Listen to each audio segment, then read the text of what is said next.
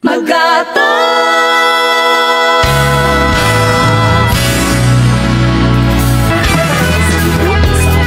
Inuuna ang sarili, may mga taong patuloy na nagbibigay hindi dahil sa utos kundi dahil sa puso.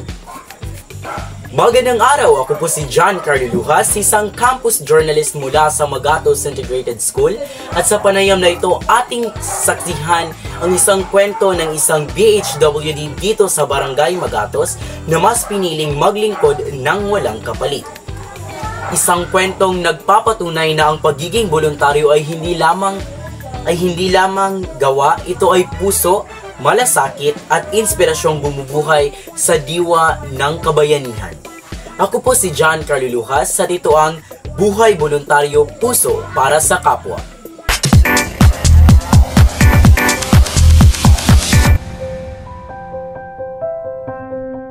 Ano ang nagtulak sa iyo na maging voluntaryo o aktibong kasapi sa komunidad?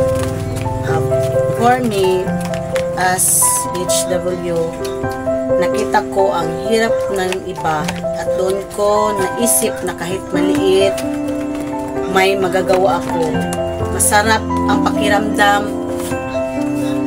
na tumulong sa ibang tao, lalo na sa mga kabataan ngayon. Paano mo sinimula ng iyong pagiging voluntaryo at sa anong mga proyekto ka karaniwang lumalako? Nagsimula ako sa simpleng clean up drive sa aming barangay, Uplan Kulub, iwas dinggi sa mga katauhan sa barangay. Natutunan ko ang bawat tulong ay may malaking epekto sa ibang tao. Ano ang pinakamahalagang aral na natutunan mo mula sa iyong karanasan sa pakikilaho? Ang natutunan ko, ang tunay na kabutihan ng isang tao ay dili kailangan ipagmalaki sa iba. Sapat na ang makita ko ang ngumiti na ibabalik sa akin. Ano ang iyong mensahe sa mga kabataang gustong maging bahagi ng mga gawaing voluntaryo sa kanilang paaralan o komunidad? Ang masasabi ko sa mga kabataan ay huwag silang matakot magsimula o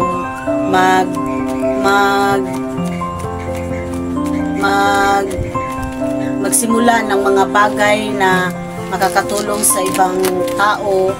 Kahit maliit na hakbang lang, sa bawat kabutihan ginagawa mo ay may buhay kang napapagaan ng loob. Ano ang pinakamalaking hamon na naranasan mo bilang voluntaryo at paano mo ito nalampasan? May mga panahong napapagod at parang walang nakakakita sa ginagawa ko, pero naalala ko kung bakit ako nagsimula, para tumulong, hindi para mapansin ng iba. Hindi lahat ng bayani ay may kapa o medalya. Minsan, dala nila ay malasakit at oras para sa kapwa. Sa kanilang tahimik na paglilingkod, natutunan kong ang pagiging voluntaryo ay hindi trabaho, ito ay tawag ng puso.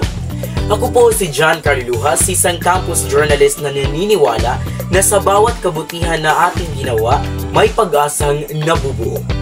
Hanggang sa muli, ito ang Buhay Voluntaryo, Puso para sa Kapwa.